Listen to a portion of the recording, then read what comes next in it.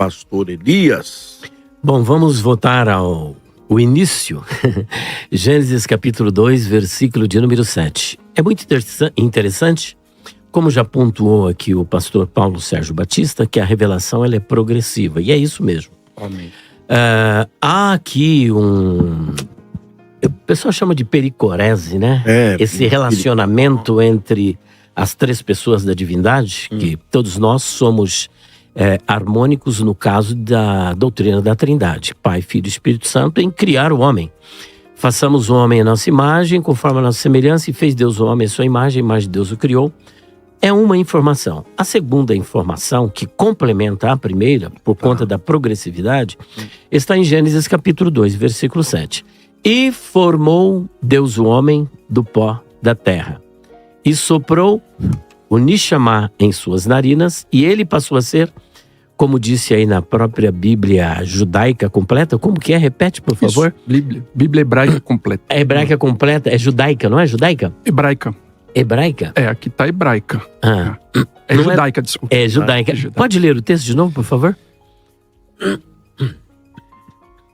É Gênesis 2:7. Então, Deus formou uma pessoa, ele fala aqui Adão, ele salienta aqui, certo, do pó do solo, o Hadamá, e soprou em suas narinas o sopro de vida para que ele se tornasse um ser vivo. Gostei. Um ser vivo, um ser vivente, não uma alma vivente. Porque a palavra que vai aparecer ali é Nefesh Hayah. E o vocábulo hebraico Nefesh, ele possui um campo semântico muito amplo. E ele deve ser analisado à luz do contexto por conta da sua polissemia.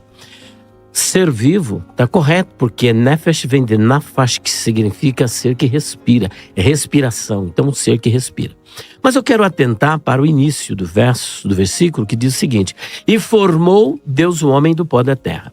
Esse verbo formar, que está no construto yotzer, ele vem da raiz hebraica que é yatzar, e deve ser interpretado à luz do contexto para procurarmos extrair o que estava na mente do Espírito e na mente de Moisés quando apresentou esta palavra. Yatzar significa modelar, é como um oleiro na olaria que vai modelando e dando forma àquele barro até formar aquilo que estava no abstracionismo e traz para o mundo concreto. A imagem mais concreta que a gente tem disso é Jeremias 18. Jeremias 18, do justamente, oleiro, do oleiro. Então ele formou e soprou nas suas narinas. O autor, é interessante que ele não tem a finalidade de discutir questões antropológicas, nem filosófica, e nem teológica, e nem bíblica. O que ele quer informar é que o homem foi criado, mas a constituição desse ser que foi criado, a gente vai aurir ou assimilar ou entender ao longo da leitura bíblica. Tudo que nós temos é que o homem é um corpo. Ele formou ali um corpo e soprou em suas narinas. Onde é que nós vamos descobrir que o homem ele é constituído de alma e não é uma alma, mas ele tem uma alma? O Senhor Jesus Cristo, que é o mestre, que é o Criador, ele diz: e não temais os que matam o corpo, mas não podem matar a alma. Ora, o que é que Jesus está querendo dizer? Que por ocasião da morte do corpo, a alma continua. Só que aí o mortalista ou aniquilacionista fala: mas o Senhor deixou a segunda parte. Temei antes aquele que tem poder para lançar ou para fazer perecer no inferno o corpo e a alma. Para perecer no inferno o corpo e a alma. Só que inferno é esse? Aí precisamos entender que inferno é esse. Porque a palavra inferno também possui um campo semântico muito amplo. Pode ser sepultura, pode ser o Hades, pode ser o Tarto, pode ser a Guiena, pode ser o Abissos, pode ser várias coisas. Pode ser até o profundo dos mares. O contexto é que vai determinar. Neste caso, o contexto aponta para o lago de fogo, que ainda não está em evidência. Se ele só vai fazer perecer a alma e o corpo lá na Guiena, que ocorrerá de acordo com o que nós aprendemos na Bíblia depois do milênio, porque na visão aniquilacionista tem dois lagos de fogo, um que é depois da grande tribulação e outro que acontece depois do milênio. Mas vamos ficar com o lago de fogo escatológico. Nós não sabemos quanto tempo falta para chegar esse lago de fogo. Mas o que sabemos é que Abel foi morto. E Caim também foi morto. Os gomorritas, os sodomitas, todos eles foram mortos. Se a alma só vai perecer no lago de fogo, onde estão estas almas? Portanto, com esta expressão de Jesus, ele vai apresentar, primeiro, que a alma é imortal. Segundo, que existe um estado intermediário. Ok, obrigado. Pastor, só uma pergunta, só para... Pois não. A minha pergunta é muito, talvez até rasa demais para o senhor, mas... Que é isso? Olá, porque tem pessoas do outro lado da linha. Essa ideia de que Deus fará perecer a alma no inferno. Uhum. Este perecer está muito mais ligado à questão de sofrimento ou de aniquilar a alma? Aí é que está. Em momento algum, o verbo que aparece ali chama-se apólime. Ok. Apólime. Apólime, em momento algum, tem a ideia de aniquilação. De término. De aniquilar, porque essa visão defendida por aqueles que acreditam que no período intermediário, ou eles nem acreditam que não existe estado intermediário, que não há consciência após a morte, eles são chamados de aniquilacionistas, Isso. porque eles acreditam, no caso dos nossos nobres amigos, eles acreditam em dois aniquilacionismos. Primeiro, é o que ocorre por ocasião da morte. E o segundo é que essas pessoas que morreram irão ressuscitar e depois serão julgadas no grande trono branco e serão aniquiladas para sempre. Ok. Então aí não tem a ideia de aniquilação. O apólime pode ser perder, pode ser sofrer uma ruptura, pode ser destruir, pode ser matar, mas deixar de existir não existe um só versículo onde ele ocorre com esse significado. Obrigado pela explicação, querido pastor Alexandre. E aí? Então vamos lá. Quando nós falamos desse estado intermediário, nós temos que analisar o seguinte. Eu coloquei a questão da pergunta se existe imortalidade fora de Deus. Não existe, ok? Agora, o ser humano não é imortal. Você não tem um texto na Bíblia falando que o ser humano é imortal. Quando nós analisamos isso dentro das Escrituras, fica muito claro que o ser humano morre. Essa palavra, ela é polissêmica, nós concordamos isso que o pastor Elias colocou, é uma palavra polissêmica, nefesh. Só que, analisando o Antigo Testamento, essa palavra, ela está falando de toda a constituição humana. Fala da sede das emoções, fala da natureza, a própria natureza antropológica do homem, fala a fisiologia, o corpo, a carne. Então, o ser humano completo. Esse ser humano completo, lá em Ezequiel 18, verso 20, diz: a alma que pecar, e aqui a palavra nefesh, que aparece lá em Gênesis 2, essa morrerá, a expressão mut. Estranhamente, esse texto aqui, lá em Gênesis 2,17, é a mesma palavra que Deus falou que morre, que o pastor Adriano citou. É a mesma palavra. E aí, então aqui a alma que pecar, essa morrerá. Quando você vai ao livro de Jó, no capítulo 7, todos aqueles que morrem, Jó diz o seguinte: tal como a nuvem se desfaz e passa, aquele que desce à sepultura jamais tornará a subir. O homem vai receber imortalidade? Sim, claro, depois da ressurreição. Então, como que nós falamos que no estado intermediário você tem almas, uma entidade material sobrevivendo fora do corpo, sem ressurreição?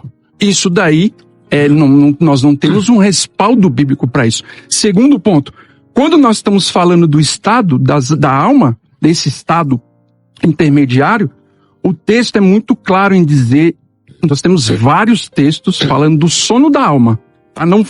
Nós não falamos que a pessoa não existe mais. Nós não falamos isso. Que a pessoa deixa de existir. Não. Por quê? Nós ficamos com o que a Bíblia afirma. O que ela diz? Disse o Senhor a Moisés: eis que está para dormir com os teus pais. Ok? Quando nós vamos ao livro de Daniel, também se repete esse conceito do sono da alma. Deixa eu só ler o texto aqui, pastor. Senhor. Muitos dos que dormem no pó da terra ressuscitarão. Então veja, essa questão do sono da alma não vai chegar só lá no Novo Testamento. É um conceito bíblico. Inclusive Jesus, quando foi ressuscitar a filha de Jairo e também Lázaro, ele vai falar a mesma coisa. Eles estão dormindo. Mas Então, Jesus afirma que, o sono da menina era a morte. Sim, então. Veja só. Ali não é um estado de alguém que está inerte, então, que não corresponde o conceito que Jesus está trazendo ali não pode ser diferente do conceito hebraico semítico. Por exemplo, a própria palavra alma, quando nós falamos alma, isso é um problema enorme. Por quê? Porque não é só uma palavra que foi traduzida. Por trás dela foi colocado um conceito. Você tem lá a ruar, o espírito, e você tem também nefesh, alma. E o Novo Testamento, psirre, alma. Só que o que nós temos que entender? Quando os autores do Novo Testamento vão escrever, eles estão escrevendo em grego. Jesus falou em aramaico. Eles estão baseados na tradução dos 70, na Septuaginta, que é uma tradução, todos sabem aqui, do hebraico para o grego. Então, o conceito de morte no Antigo Testamento, que nem o pastor Elias diz assim, ali em Gênesis não está toda a Constituição, não. Ali está, sim, toda a Constituição do homem. Claro que nós acreditamos que a revelação é geral e vai tornar isso abrangente. Só que ali, Deus diz que o homem morre. A alma morre e ela vai, esse estado que nós falamos, o que a Bíblia diz nesse estado inconsciente? Nós vamos aqui, por exemplo, ao livro de Eclesiastes, no capítulo 9, que diz o seguinte: porque os vivos não sabem que hão de morrer, os mortos não sabem coisa nenhuma, nem tampouco terão eles recompensa, porque a sua memória jaz no esquecimento. O amor, o ódio, inveja, para eles já pereceram, para sempre. Não tem eles parte alguma do que se faz debaixo do sol. Então veja. Então, mas é justamente isso, embaixo do sol. Exato. Ele está se esperando, ele está dizendo aí que isso é do mundo dos vivos. Sim. E qual é o problema disso? O problema é que o senhor está dizendo que o mundo dos vivos, o que Salomão está dizendo aí, que dorme, que não há qualquer tipo de expressão, sim, que não há qualquer tipo de sentimento. O texto já diz, embaixo do sol, ele está se referindo a esta vida, então, mas e aí não a vinda do como que nós porvir. vamos afirmar que existe um estado inconsciente que as pessoas estão em atividade? Se diz aqui, o texto é claro em dizer que não. E aí Eclesiastes 12, verso 7... Que não embaixo do sol. Não, mas em nenhum outro lugar. Porque nós entendemos que o ser humano é holístico. O senhor defende isso como nenhum outro lugar? Nenhum outro lugar. Como é que o senhor explica a parábola que Jesus contou? Então, nós vamos chegar lá na parábola. Vamos Deixa eu só terminar aqui. E o pó volte à terra como era, e o espírito volte a Deus que o deu. Então veja, esse sopro que foi dado, essa vida que foi dada, Deus toma de volta. É somente isso que acontece na morte. E o homem não tem consciência de nada. Salomão está afirmando. Veja só, quando nós afirmamos que o homem, existe uma alma, uma entidade que sai do homem, imaterial, nós estamos baseados num conceito dualístico platônico. E isso não tem nas escrituras esse conceito. Não existe isso, esse conceito. Pastor Paulo, e aí, pastor Paulo? É um conceito bíblico ou um conceito platônico? E aí? Agora apertou pro lado de vocês. Por ser uma coisa, não precisa... Pode ser as duas. Pode ser as duas, né? Não é porque os gregos acreditavam na imortalidade da alma que o cristianismo fez um Ctrl-C, Ctrl-V e copiou todas essas crenças. A crença na imortalidade da alma não está só entre os gregos. O senhor quer dizer, então, que nem toda a crença do mundo... vou falar aqui, do mundo extra bíblico, nem todos os conceitos deles é errôneo. Exatamente. Eles podem ter um conceito que se alinha às escrituras, é isso que o senhor está dizendo? Ou eu captei assim meio errado? Você vê no Antigo Testamento, existe um contexto histórico, social e cultural do Antigo Testamento, e esse contexto, por exemplo, tanto a palavra El, que é a palavra para Deus, é um título, é um nome de uma divindade pagã, cananeia. Inclusive o pai de Baal. Então é a mesma palavra. Né? Elohim também é um termo usado entre os cananeus. O Deus Altíssimo A expressão Deus Altíssimo, também usada entre os cananeus. El Elyon. El Elyon, obrigado. El Elyon, um termo usado entre os cananeus. Então, se nós partirmos desse pressuposto de que o fato de um grupo de pagãos, vamos usar a expressão, né?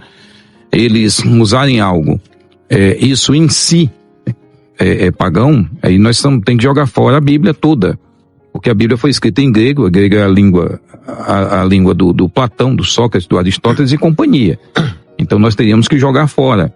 Então temos que entender que a Bíblia interage com o mundo.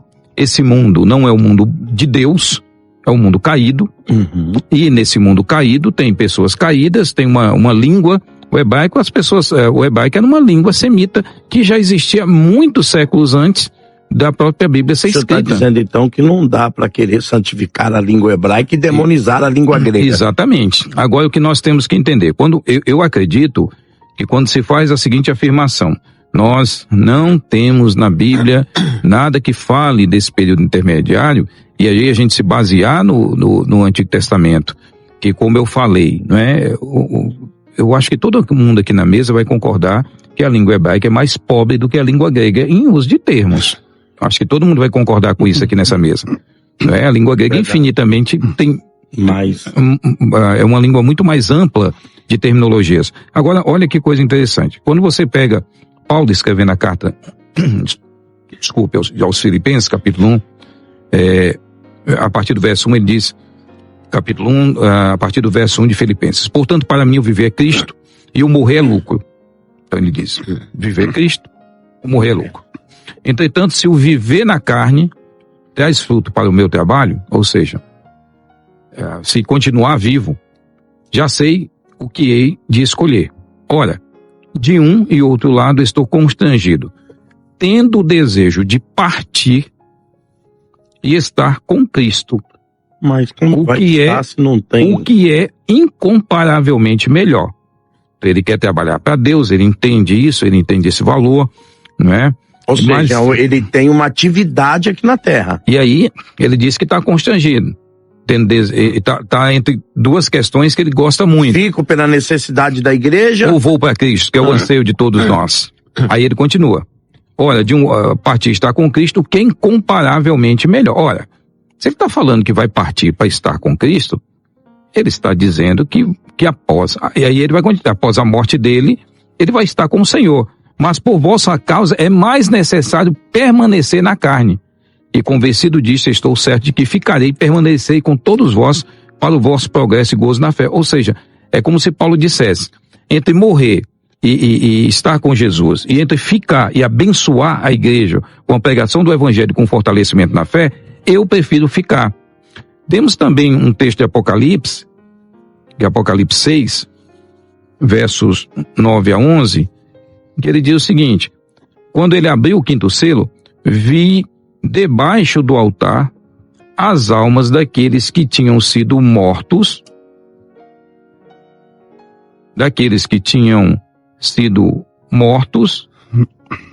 por causa da palavra de Deus e por causa do testemunho que sustentavam.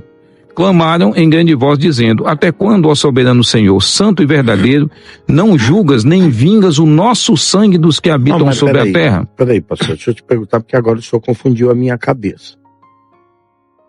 O senhor confundiu agora. Se não existe qualquer atividade pós-morte física, esses homens estão mortos ou eles estão vivos? Eu estou falando fisicamente. O texto aí está dizendo que eles foram mortos pelo amor de Cristo. Foram mortos. Mortos, por causa da palavra de Deus. Então é um segundo estágio. E aí nós teríamos que ver a questão do sono como uma metáfora da morte. Porque é óbvio, pessoal, você vai dizer... Você vai dizer,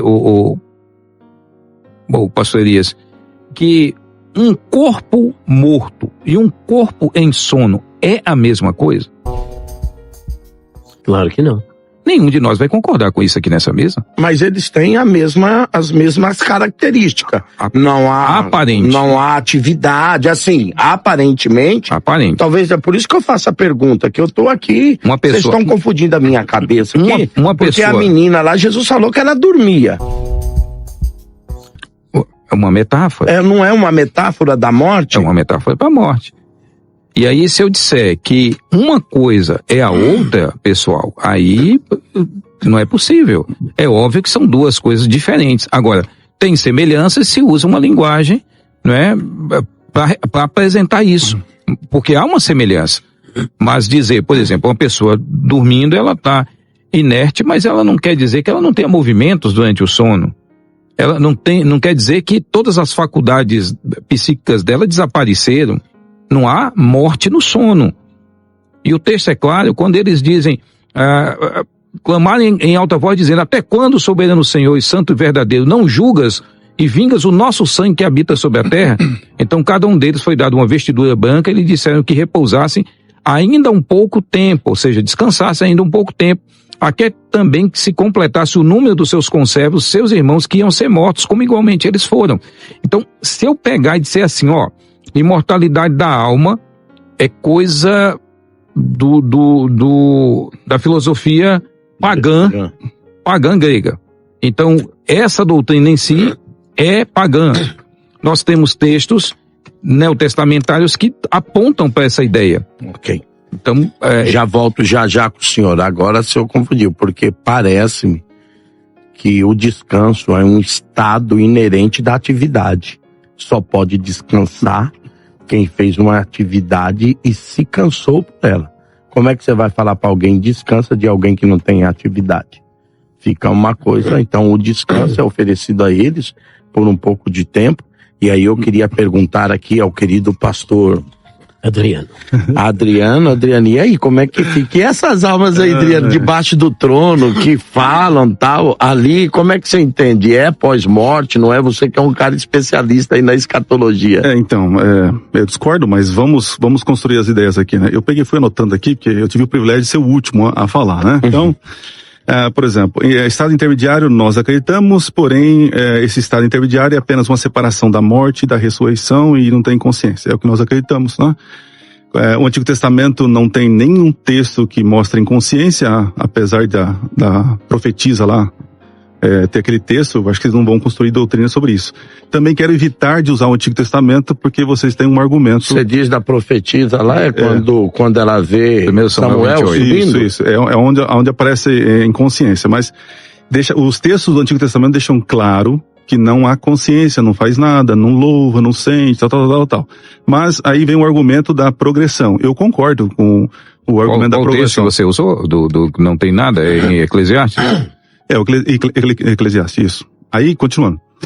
Progressão, eu acredito que realmente vai ampliando, porém, todavia, entretanto, não pode contrapor aquilo que foi revelado. Se o Antigo Testamento, mesmo em suas limitações, diz que não há consciência, então quando vem um Novo Testamento dizer que tem consciência, então nós temos um choque muito grande nessa progressão. Então, já fica aí para vocês nos ajudar a entender isso.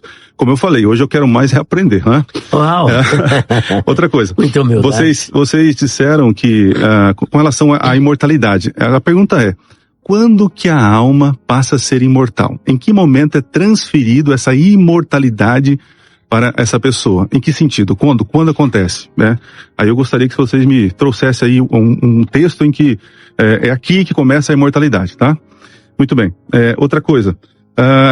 Sobre Mateus 10, 28, né? Então, ali você percebe o seguinte, que a discussão ali é o perigo que os discípulos estavam passando, que eles estavam com medo da morte. E Jesus falou, você não precisa ter medo da morte, tem que ter medo daquele que realmente vai te matar e te destruir. E aí onde entra a questão do corpo e a alma. Interessante que a mesma palavra psique aparece lá no verso 38, que diz que aquele que ama mais os pais, né, vai perder também. Aquele que ama a vida, perderá. Então, ali está dizendo que a alma vai ser perdida, ok? Então, mais um texto para vocês nos ajudar a entender, tá? Outra coisa, quando ele... com relação a Paulo, né, vocês disseram aqui que é melhor ele partir e tal. Ali eu vejo um desejo dele pastoral, por isso que ele quer ficar para cuidar, né? Agora a pergunta é, quando que ele vai? Quando ele vai partir? Quando eu leio o Novo Testamento, eu vejo que essa partida é quando ele recebe a coroa, tá lá em Timóteo, né? Então, imediatamente, como assim? Ele morre e vai imediatamente. Se ele já vai imediatamente, por que ele não recebe a coroa? Diz que ele só vai receber quando na volta de Jesus, certo? Muito bem. com relação a dormir. Agora, é para concluir, tá? Não quero monopolizar aqui. Lá em Gênesis diz que o homem, quando morre, vai voltar para o pó, não é? Aí vocês disseram que dormir é um eufemismo. Eu creio que esse eufemismo é apenas para enfraquecer o argumento. Por quê? Lá em Daniel diz o seguinte, que muitos dormirão. Eu até achei uma versão muito interessante, diz assim, ó, Daniel 12:2. Multidões e multidões que dormem no pó da terra, acordarão. Então assim, está dizendo que vão ser despertadas. Mas, segundo vocês acreditam que há uma consciência, então eles já estão despertados. Então temos um problema aqui, né? Interessante que dormir e acordar é um contraponto, morte e ressurreição. A Bíblia diz que a solução para o despertamento, para o sono, é a ressurreição. Jesus fala que a garota dormiu. Então, mais uma vez. Aí depois ele fala que Lázaro dormiu. Paulo fala que dormiu.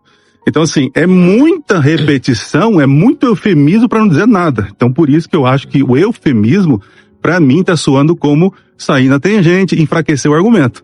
Então, eu preciso que vocês me ajudem. E outra coisa, vocês não explicaram, claro, tem tempo ainda, né? O que é a morte? Eu preciso entender, sair desse debate entendendo o que vocês pensam sobre morte. Não, mas eu pediria ao senhor também que o senhor explicasse para nós, até para a gente pudesse entender a mente do senhor. Perfeito. Como é que o senhor responde às almas embaixo do trono com atividade? Até também contrapor aqui, só fazer uma pergunta para o senhor, do texto de Paulo que o senhor contrapôs. Paulo não está dizendo pós, ele disse, se eu partisse agora, eu estaria em atividade lá.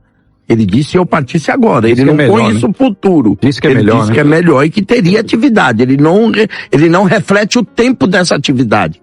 A ideia é, se eu partir, a atividade continua. Independente se ela é agora ou se ela é após a ressurreição. É o que está no texto. Então, o texto diz isso. Outra coisa, eu faço a pergunta até para me entender dessa questão, se tem ou não. O ladrão da cruz, Jesus disse para ele, hoje mesmo estarás comigo. Parece que há uma atividade. Porque senão Jesus teria que dizer, olha, na ressurreição você entra comigo lá, mas Jesus diz para ele, hoje mesmo. E como é que o senhor explica para nós qual que é a concepção do senhor dessas almas debaixo do trono? Muito bem. Então, para mim é um presente esse texto. Né? Eu amo Apocalipse. Inclusive, minutoprofético.com tem um curso de Apocalipse completo para você lá. Bora lá, então. Para mim, quando Paulo está falando ali, eu vejo um desejo, não uma doutrina, porque doutrina fala de ressurreição, que é a solução para a morte. Então, para mim, ali é um desejo pastoral, não um ensinamento doutrinário. Ok. Quando o senhor falou do ladrão, né? Do ladrão, a gente discorda da leitura em que a vírgula é depois, porque existem alguns elementos. Jesus não subiu ao céu. Aí para você dizer que ele subiu antes, né? Lembra que a Maria foi abraçar e falou, peraí, não subiu ao céu. Aí você tem que inserir que a alma é imortal e ele subiu, foi pro inferno, tal, mas ele disse que não subiu. Se ele não subiu, para onde ele foi? Então, assim, então Jesus mentiu pro ladrão da cruz hoje mesmo? Não. Então, por isso mesmo. Ele não mentiu, porque ele diz assim, a ênfase está na urgência da resposta.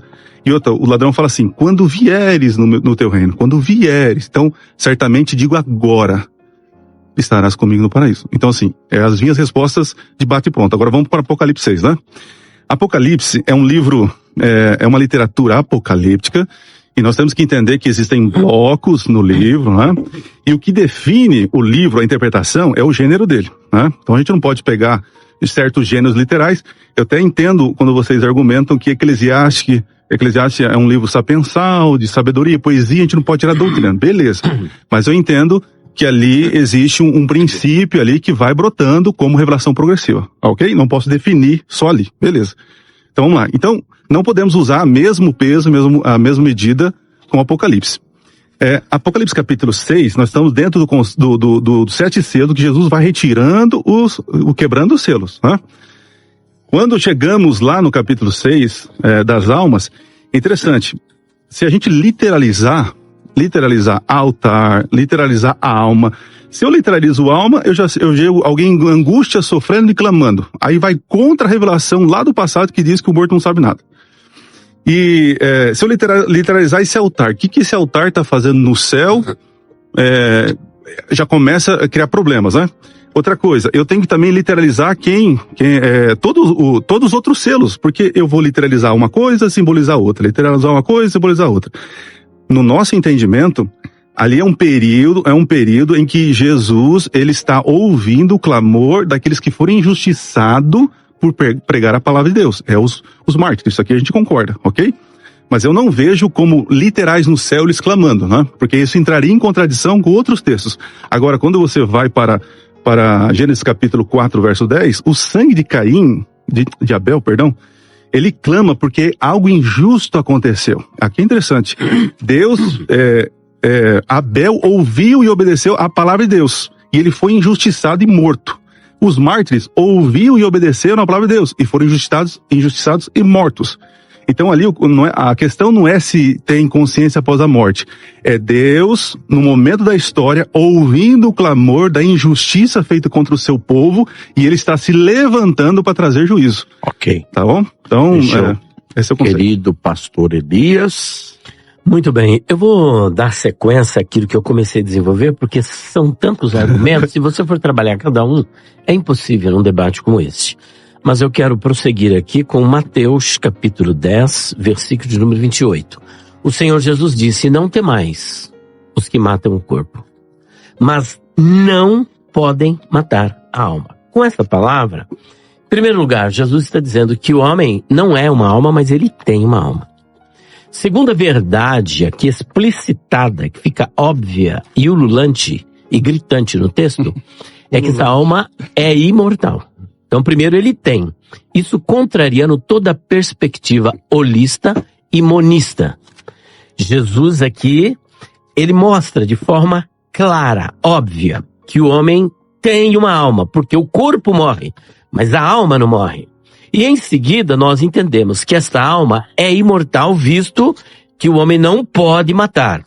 Terceiro lugar, ele advoga que há um estado intermediário, e até me causa estranheza o fato do nosso amigo dizer que acredita que existe um estado intermediário, e é a primeira vez que eu vejo um aniquilacionista advogando o estado intermediário.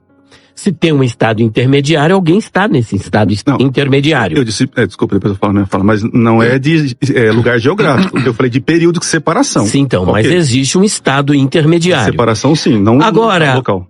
Que o homem tem uma alma, aí a questão é a seguinte: mas esta alma, ela morre, isso na versão aniquilacionista, porque somente Deus é imortal e somente Ele possui a imortalidade.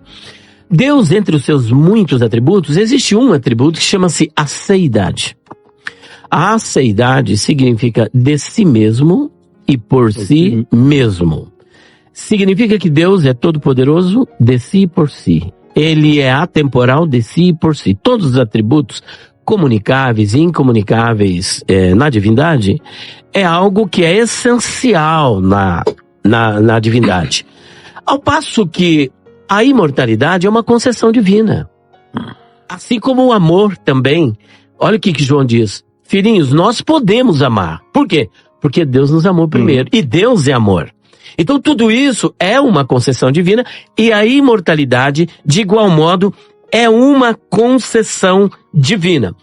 Portanto, fica aqui claro nas palavras do Senhor Jesus. E acrescentando ainda esse texto de Mateus 10, versículo de número 28, nós temos a questão do ex-ladrão na cruz. Lucas capítulo 23, versículos 42 e 43. Há uma perspectiva teleológica do ex-ladrão cuja tradição, isso não está na Bíblia, chama ele de Dimas, e ao passo que o outro é chamado de Gestas. Gestas. Então não está na Bíblia isso é uma tradição. Dimas, que também é apelidado de bom ladrão pela Igreja Católica, né? Eu nunca vi um ladrão bom, mas parece que isso é uma teologia lulista, né? Então, o ex-ladrão da cruz, ele diz: Senhor, lembra-te de mim. Tem tradução que diz: quando entrares no teu reino, e a outra: quando vieres no teu reino. É interessante analisar uma perspectiva dele, porque aqui o que há é uma visão fenomenológica. A visão fenomenológica, ela parte da perspectiva do observador e não da realidade. A perspectiva do observador é que é algo somente para o futuro. e que não poderia ser para aquele exato momento. Jesus contraria essa visão fenomenológica e dá para ele um unitivo e coloca ele no centro da questão. Falou, hoje, você estará comigo no paraíso. Mas aí vem o argumento, mas como é que ele poderia ter levado o ex-ladrão na cruz no mesmo dia ao paraíso, visto que no terceiro dia, que é no domingo pela manhã, Maria Madalena vai agarrar e diz, não me toques, ou deixe de estar me agarrando, porque eu ainda não subi para o Pai. O primeiro argumento a ser considerado é que em momentos alguns Jesus disse, eu vou te levar. Ele não disse isso, você vai estar comigo. Mas ainda que ele dissesse, eu vou te levar, tá tudo certo, porque ele não tem o mapa, o Waze do céu. Assim como o rico não tem também o mapa do inferno para saber o endereço. Não tinha como ir sozinho. Então, de certa forma, ele foi levado. Hoje estarás comigo no paraíso. Mas como? Nós temos que partir da perspectiva da cristologia. Na perspectiva cristológica, eu acho que todos aqui concordamos que Jesus tem uma natureza teantrópica. Sim? Uma natureza teantrópica. E dentro dessa perspectiva da natureza teantrópica, nós temos também o conceito da união hipostática. Ou seja, ele não somente é Deus-homem, mas estas duas naturezas se relacionam com uma só pessoa. Então Jesus, quando ele diz, deixe de estar me agarrando, porque eu ainda não subi ao paraíso, ainda não subi para o Pai, significa que eu ainda não fui com esse corpo glorificado para o Pai. Okay. Porque Jesus é Deus. Sim. Ele é Deus. E qual o problema dele levar o ex-ladrão na cruz? Como Deus? Naquele mesmo dia ao paraíso, visto que Deus não morre. Pode falar. O senhor permite uma pergunta? O senhor está dizendo então que mesmo após a morte eu não posso militar Jesus, aquele corpo físico que ele tem, é isso? Ou seja, se ele quiser, por ele ser a pessoa de Deus, ele não está limitado a deixar de fazer aquilo que ele prometeu. Aquilo que ele prometeu, porque o corpo não está lá. O corpo foi para a sepultura, como nós temos testemunho. Ele foi para a sepultura, não se corrompeu, mas a divindade não morreu. Agora tem outra coisa que nós entramos aqui. A pergunta é, Elias, a divindade pode agir fora do corpo de Jesus? Olha, alguns vão me acusar de nestorianismo, mas nós não temos aqui uma perspectiva nestoriana. Nós estamos discutindo esses conceitos dos primeiros séculos. Fato é que para nós defendermos a união hipostática, não tem como nós como defendê-la sem acreditar na imortalidade da alma. Porque a alma é uma entidade imaterial e imortal.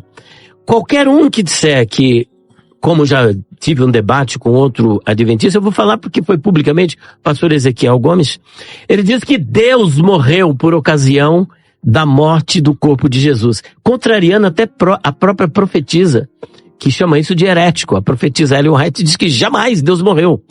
Então há uma discussão, até mesmo dentro do adventismo, se Deus morreu ou não morreu. Eu assisti um outro diálogo entre Amin Rodor, Wilson Paroski e tantos outros, eu te fiz a pergunta defendendo a morte de Deus. Por isso que eu te fiz a pergunta se a divindade pode agir fora do corpo de Jesus. Justamente. Então, para nós concebermos a ideia de que a divindade morreu, nós temos que contrariar o próprio texto apresentado de 1 Timóteo capítulo 6, versículo 16.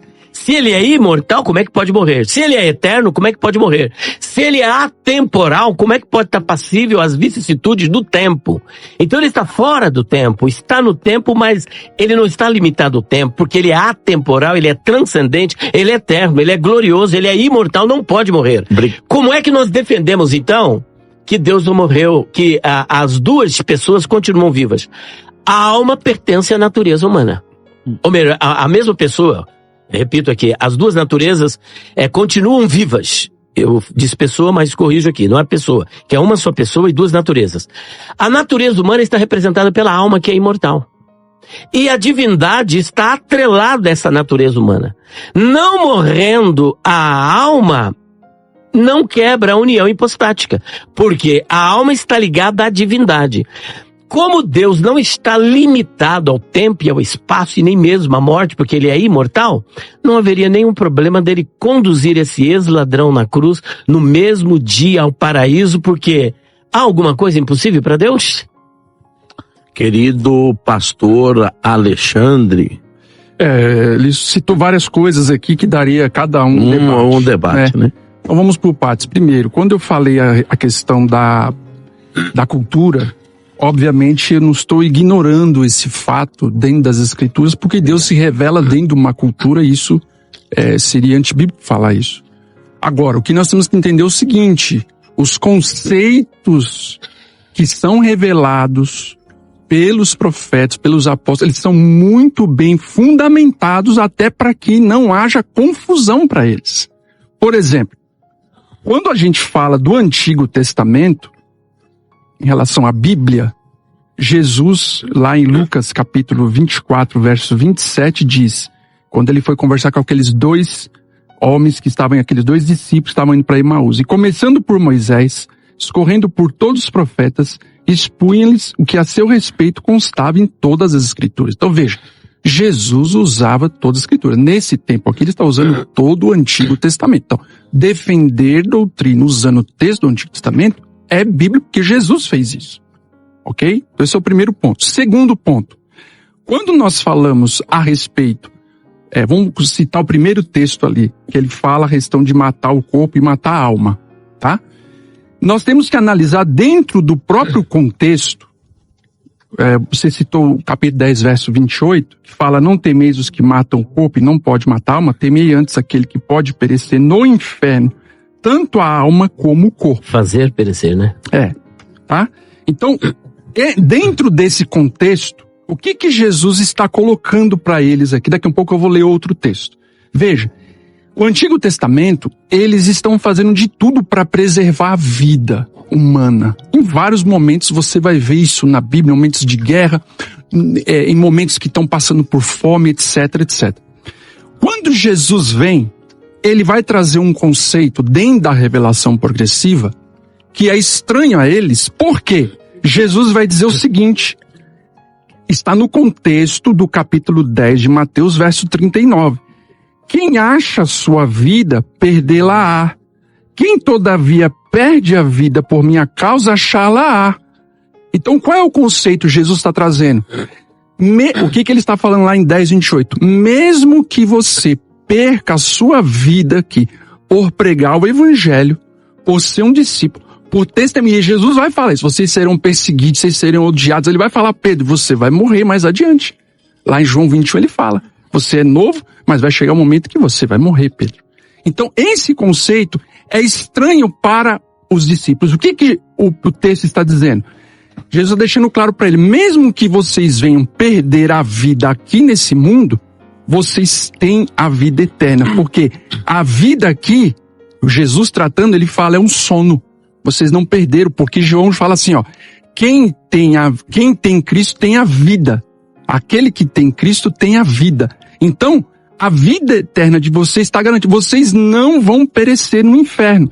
E essa palavra, apólome, é bem discutida, essa palavra, num contexto escatológico, em 2 Pedro 2, verso 6, 2 Pedro 3, verso 6, diz lá, pela qual veio a perecer o mundo daquele tempo afogado em água. Então, o mundo foi destruído. E lá em Mateus 10, 28, Jesus usa a expressão Geena. Por que ele está falando que pode fazer perecer? Falando, ligado ao Geena. Ele está falando de algo escatológico, destruição. Pode sim ser destruído. Ele está falando, deixando claro. Vocês não serão destruídos. Vocês podem perder a vida, porque eles estavam temerosos em relação à vida, tá? Quando você vai aqui em Lucas, que é um texto paralelo a esse que o pastor citou, no capítulo 12, no verso 4, diz, digo-vos, pois, amigos meus, não temais os que matam o corpo, e depois disso nada mais podem fazer, tá? Aí o verso 5, eu, porém, vos mostrarei a quem deveis temer. Temei aquele que, depois de matar, tem poder para lançar no inferno. Olha aqui, ó, tá claro o texto. Sim, Digo-vos, a esse deveis temer. Então, as expressões, elas são muito claras. O que Jesus está deixando claro em Mateus 10, 28. Ainda que você venha perder a sua vida aqui nessa terra, por amor ao meu nome, por me servir, por pregar o evangelho, vai vir perseguição feroz para cima da igreja no primeiro século. Vocês não vão perder, porque quem tem o filho tem a vida. Só isso Jesus está dizendo. Agora, ele citou o texto, óbvio, ele colocou aqui, se quiser deixar para mais adiante, sobre a questão do ladrão da cruz, né? A gente pode falar agora ou mais para adiante? Não, porque aí eu monopolizo o tempo só no senhor. Querido pastor Paulo. E aí, Paulo? Vamos lá, pessoal. É interessante como essa construção da gente fala de texto geral, né? Quando nós falamos dessa questão da revelação geral, é interessante que a gente sempre olha para o Novo Testamento, mas tenta colocar a métrica do Antigo, na ideia de que se eu coloco a métrica do Antigo, então eu tenho que harmonizar. Pessoal, a gente tem uma doutrina essencial, que é a doutrina da igreja, que nós não temos simplesmente nada no Antigo Testamento. Ah, mas Deus, ele tinha falado que era o Deus de todo mundo, era o Deus de todas as nações, desde o Israel antigo e tal. Sim, mas não tem um conceito de igreja. Você não tem um conceito de igreja formado. Então, se nós formos dizer assim, não, existe uma revelação progressiva, mas essa revelação progressiva tem que ficar atrelada ao antigo, naquela limitação do antigo, aí nós vamos ter uma série de problemas. É óbvio que quando Jesus menciona a questão de cumprir o que estava escrito nos profetas e tudo, ele está falando do Antigo Testamento. Tá? O Messias, entre outros papéis que ele possuiria, um deles era interpretar corretamente a lei, dar-lhe sentido, né? Dar sentido a essa lei que, infelizmente, Israel não estava guardando.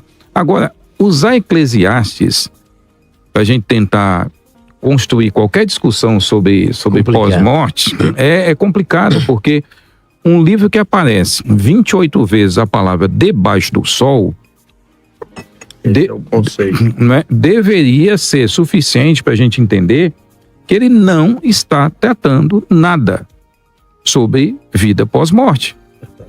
Ele está apontando, não é? Então me empenhei porque o coração se desesperasse de todo o trabalho com que me afadigara debaixo do sol. É óbvio que ele está falando nesse período. Deixa-me ver só um outro. Deixa eu ver aqui. Gave mal vi debaixo do sol, as riquezas que seus donos guardam para o próprio dano. Verso 6:1. Há um mal que vi debaixo do sol que pesa sobre os homens. Verso 6:12. Pois quem sabe que é bom para o homem durante os poucos dias da sua vida de vaidade, os quais gasta como sombra? Quem, pois, declara ao homem o que será depois dele debaixo do sol? Então vi, 8:9, então vi quando me apliquei a toda obra que se faz debaixo do sol, há tempo em que o homem tem domínio sobre outro homem para arruiná-lo. Verso 8:15, então exaltei eu a alegria, porquanto para o homem nenhuma coisa há melhor debaixo do sol do que comer, beber, alegrar-se, pois isso o acompanhará no seu trabalho nos dias da vida que Deus lhe deu debaixo do sol. Mas lembrar disso, ele está falando aqui, ele não está dizendo que eu só vou me alegrar, eu só vou viver a minha vida de alegria, fazer tudo aqui que está aqui embaixo, né, abaixo aqui, nesse mundo, e que está tudo bem. Não, ele diz que isso são coisas, desejos humanos debaixo do sol, ainda que há um mal que vi debaixo do sol, né? Aí ele fala do proceder do governador, dos governantes, em Eclesiastes 10:6.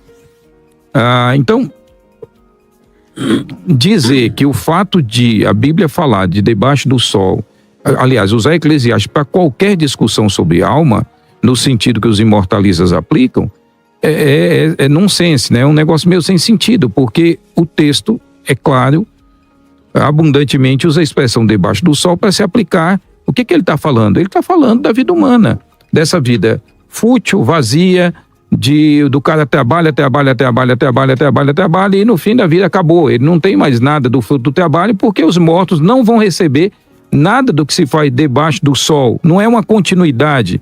Eles vão ser julgados pelas suas obras, de acordo com o que foi feito, e não há uma continuidade no paraíso das coisas da terra.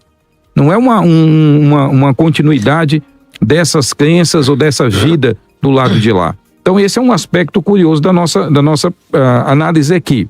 A questão de Apocalipse ainda, né? Literalizar a alma, angústia, altar no céu. Pessoal, Deus, como é que nós, que vivemos no prisma do mundo, na realidade física material, como é que nós vamos imaginar, conseguir entender completamente quem é Deus? Deus só é compreendido dentro da linguagem humana a partir da revelação dele para nós.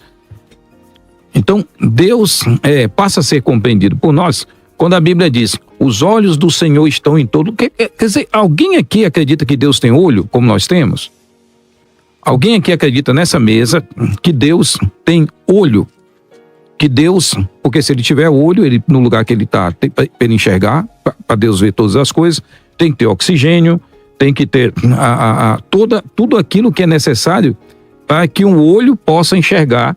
Ele tem que ter uma química nesse olho, ou seja, ele tem que ser físico. Ele tem que ser físico. Ele tem que ter uma reação química, né, ao sol, à luz do sol, ao raio de luz solar, para que ele possa enxergar e ver tudo dentro do prisma que a gente enxerga. Então é óbvio quando a Bíblia fala o braço do Senhor, a mão do Senhor, os pés do Senhor, os olhos do Senhor. São metáforas. Linguagem antropomórfica. E do mesmo jeito que ele usa antropomorfismo, ele usa antropopatia quando fala dos sentimentos de Deus.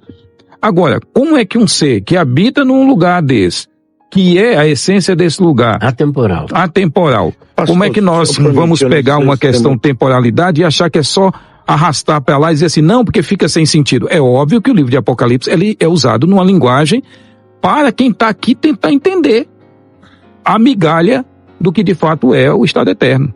Pelo menos tem uma luz. O senhor disse isso, com isso eu até queria que, ver se eu não estou muito fora do que estou ouvindo, porque até o querido pastor Adriano citou na questão... O senhor vai conseguir decorar até o final, tenho certeza. O querido pastor Adriano, hoje eu estou Adriano daquele jeito.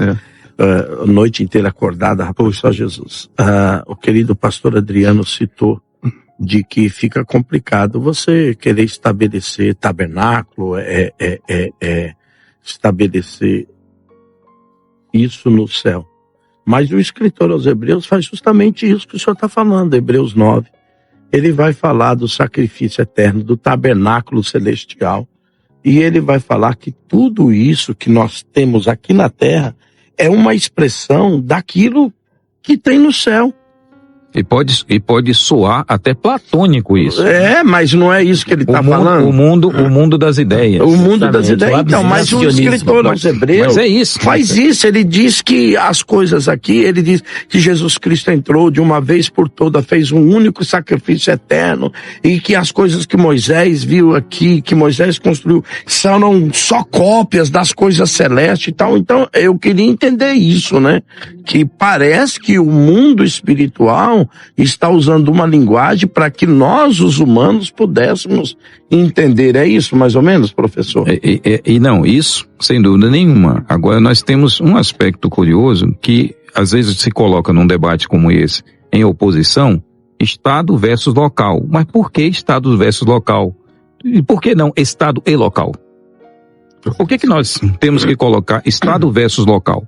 Não, aqui está falando de Estado, então não é local. É local, portanto não é Estado. Olha, como eu posso estar em estado de felicidade se eu não estiver num lugar, num local que onde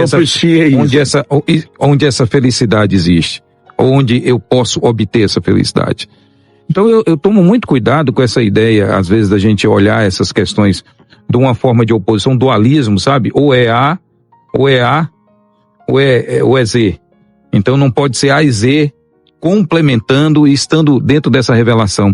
Então nós temos, não há necessidade nenhuma, ao meu ver, de falar assim, não, Jesus está falando de um estado, não de um local. Ora, como nós vamos pensar em um estado de felicidade eterna sem a presença do Deus? E quando a gente fala presença, nós estamos falando de um local, onde Deus que propicie tudo isso. Será que é por isso que ele foi construir uma cidade celeste com coisas que geram felicidade, ruas de ouro, não é? Que, ao meu ver, também são metáforas de dizer assim, é um lugar esplendoroso. Não que Quando tem rua de ouro. Quando né? a gente chegar no céu, a gente vai olhar e vai dizer assim, Ok. não me falaram nem uma metade. Do que era. Vai ser mais ou menos, o senhor vai se revelar lá como a rainha de Sabá, lá vai ficar... Nada. Não é nem a metade, é um 0,000 alguma que coisa. O João escreveu legal. Deixa eu voltar aqui com o querido pastor Adriano. Então vamos lá. Então olha só, o pastor Elias usou dizendo que o ladrão, ele teve ali uma visão... O ex-ladrão. O ex-ladrão, fenomenológica, né? O boladão. E que aí Jesus corrige ele por ter usado essa visão, porque era a visão dele curta ali do momento e tal. Ok. Só que aí o Paulo Sérgio contrariou o próprio colega, né? Porque ele falou que Eclesiastes, né? É uma visão fenomenológica a partir de quem está na Terra. Então peraí, quem Não, repete de novo, para eu entender onde é que está onde é que está a contradição de termos aí. Então vamos lá. O senhor entende que lá em Eclesiastes é uma percepção fenomenológica? Ele fala assim, debaixo do sol, claro, ele tem uma visão curta daquele estado. Então logo ele entende que todo o universo, para nós é fácil a gente olhar para o passado e ver que a gente sabe que tem um universo e tal, blá, blá, blá. Ele não, ele tá ali, é igual o Josué quando diz assim, e a terra, o sol parou. Então assim, o argumento de dizer que apenas é só debaixo do sol, não, porque ali é uma visão fenomenológica, né? Ele tem uma visão curta, mas ele está tentando referir a tudo, todos que dormem, todos que vão para a sepultura, é inconsciência, né? Então assim, aí porque o pastor usou... São duas verdades que estão sendo apresentadas. Eu falei da perspectiva dele. Ele falou, quando vieres no teu reino. Então perceba que, diferente de Salomão, ele tinha uma ideia de que havia um futuro além do sol. E Salomão, ele está militando apenas no... deixa eu ver aqui. Tahat Hashamesh, debaixo do céu, e Tahat Hashamayim. Tahat Hashamayim, debaixo do sol e do céu, e Tahat Hashamesh, debaixo do céu. Ele tem essa visão debaixo do céu, tanto é verdade que no próprio texto que o pastor Alexandre apresentou, você vai ver que lá não tem recompensa depois da morte. Como é? Não tem recompensa nenhuma. Deixa eu voltar aqui. Se não tem recompensa, então no próprio texto vocês vão negar a recompensa final. Tá? Não há contradição. Não há contradição. É que eu entendi contradição. Não, são duas perspectivas. Aí acontece, quando você vai para Salmo, também diz que não, lá ninguém louva o Senhor. Então lá também não dá certo, não serve. Então beleza. Agora eu vou prosseguir. Outra coisa. Até agora eu não entendi o que é morte, gente. Eu entendi o que é morte. O discurso do pastor Elias sobre Jesus ter a alma, tal, eu não encontrei um texto agora. Eu preciso desse texto para dizer, né? E onde começa a imortalidade da alma? Em que momento? É no nascimento? É antes? Depois? Quando que é que a alma ela é imortal? Eu não tive essa resposta. Eu preciso entender para poder continuar o debate. Porque esse não é o debate. Onde começa. Mas se existe ou não imortalidade, se existe consciência. Mas o debate gira em torno da consciência da alma. Se tem ou não. Mas peraí, então a pessoa está viva agora? O senhor quer a minha resposta? Se a pessoa está viva agora, então a alma é imortal, tá? Agora, aonde está o espaço, o local, aonde essa pessoa está geograficamente, onde está o texto? Então vamos lá, então. Não, mas já foi falado. Você quer para eu responder já? A gente está usando pouco tempo aqui, né? Muito bem. Outra coisa, vamos para o Apocalipse. Eclesiastes não vale, porque Eclesiastes é isso, tal, ok. Aí vamos para o Apocalipse. Está lá debaixo do sol. Mas quando o senhor diz que Eclesiastes não vale, o senhor cria um espantalho, e não é isso. Não é que Eclesiastes não vale. O que eles estão falando é que Eclesiastes não está tratando da vida além. Após a morte. Pós-morte. Então, ele está falando que o texto trata de vida. Não, ele está falando sim, ele está falando que a pessoa volta ao pó Ao Não pó. tem que ele não tá consciência, falando? não sei Então se não é tem alegria, vida. não tem isso. Peraí, ele Não, volta ao não, pó. peraí, O que nós estamos pastor, falando? peraí, eu não o disse- estado eu não disse intermediário pro para senhor, nós, eu não disse ele é pro o senhor sono que- da alma. Não, eu não disse pro senhor que o texto diz ou não. Eu disse pro senhor que é perigoso no debate, porque você cria um espantalho, que eles não estão dizendo que Eclesiastes não serve. Não, Eles ele estão- não disse que Espera não serve, só um ele disse pouquinho, que deixa eu para só o completar debate a não palavra. serve. Não, Aquele ele argumento. diz que aquele argumento não serve, Aquele. porque segundo a interpretação deles, ele está tratando de Então é a coisas interpretação dele. Então, Ok. agora o Tá senhor bom. pode Aí, botar perfeito. a sua interpretação. Então, Mas eu posso voltar? falar que Não, o texto não, bíblico não Adriano. Tô serve, quietinho aqui, eu tô anulando Foi a o forma de livro. expressar, pastor. Vai lá, Ele tá pastor. falando pra Então, essa mas discussão. são expressões Então, que causam espantalho. Então- Aí tem que tomar cuidado, querido Assim, pastor. Então, deixa eu Adriano. reiterar. Me desculpa com relação a espantalho. É que quando eu falei não vale para o argumento sobre consciência após a morte. Isso, É isso. correto, Ok, beleza. correto, Não correto. quis, de alguma maneira alguma, denegrir alguma Segundo coisa. Tá? você. Por isso que eu tô falando, eu tô aqui para aprender. Tá? Então eu preciso saber o que é morte, quando começa a imortalidade, beleza? O símbolo do Apocalipse. Isso aqui é um tema que eu amo, né? E olha que interessante, pastor. O senhor falou assim, não, mas ali é um símbolo tal, mas que aponta para uma realidade. Você foi nessa direção, né, pastor? Beleza. Muito bem. Eu disse aonde aponta a realidade. Porque as almas que estão clamando apontam para a injustiça, e eu peguei um texto lá de Caim, de Abel, que o sangue dele clama por uma injustiça, né? Então, assim, eu creio que é um símbolo, porque no próprio começo do livro... Alma e sangue então são a mesma coisa. Oi? Alma e sangue são a mesma coisa. Mas eles... Não, então, olha só. Há um clamor ali. A questão é que eles foram sacrificados. Abel foi sacrificado. Houve um clamor por injustiça. Ali os mártires estão clamando por injustiça. Então, existe um símbolo que aponta para uma realidade. Eu não acredito que o símbolo é a realidade. Entende? Eu concordo com o senhor. O símbolo aponta para uma realidade. Então, eu estou mostrando qual a realidade. A realidade é uma injustiça que está acontecendo com os mártires. Ok? Muito bem. Agora, eu preciso saber aonde é o local do estado geográfico. Eu preciso saber onde é, ok? E termino com mais uma pergunta, né? Por exemplo, Jesus diz o seguinte, ele fala assim, que o coração de vocês não fique angustiado, tal, na casa do meu pai é muita morada, concordo, beleza, pleno. Só que ele fala assim, quando eu for e preparar um lugar, voltarei e receberei para mim mesmo, para que onde eu estou, vocês estejam também. Peraí, se os discípulos que já morreram na fé, já estão lá, partiram, tá lá, então por que Jesus fez essa promessa, que só vai receber eles quando ele voltar? Então eu preciso entender essa questão. Ótima essa. E a outra pergunta, aonde nas escrituras esse sopro, ele é vivo fora da entidade, do corpo material? Em que texto que existe que a alma, ela é imaterial? Aonde isso? Porque voltamos para a questão dos gregos. Eu concordo que a Bíblia é uma correção dos conceitos equivocados gregos. Concordo. Por exemplo, logos. Logos, João está corrigindo. Beleza? Então vamos lá. Todas as palavras do Novo Testamento Gregos. se encontram na língua grega. Então, perfeito. Mas Sim, mas só um problema, só um ponto. Todas. A tradução, eles traduziram o que Jesus falou. Jesus está falando em aramaico. O que eu estou colocando é o seguinte, não é engessando e Deus revelou tudo fora da cultura. Não foi isso que eu disse. A questão é o seguinte, nessa revelação, por exemplo, as palavras, elas têm um cunho muito importante, principalmente alma, ok? Paulo vai usar pouco a expressão psique. Se eu não me falho a memória, 13 vezes, muito pouco. Por quê? Por causa desse conceito. Os apóstolos acreditavam em fantasma. Você tem dois grupos, pelo menos, que estão discutindo esse assunto. Porque pós-exílio, nós temos na literatura que não é canônica, nós vamos ter textos falando da imortalidade da alma entre os judeus. E você tem outros que não defendem isso. Então você já tem um contexto. Os autores do Novo Testamento, eles vão se revelar dentro de uma cultura, tudo certo. Só que os conceitos, veja só, o que eu estou falando é o conceito, a crença não pode ser diferente do Antigo Testamento. Senão nós temos duas teologias. Mas espera um pouquinho. Mas espera um pouquinho. Uma pergunta que eu faço aqui. O conceito do Antigo Testamento, eu não estou dizendo o conceito bíblico. Eu estou dizendo o conceito que os judeus entendiam disso. Ele é bíblico?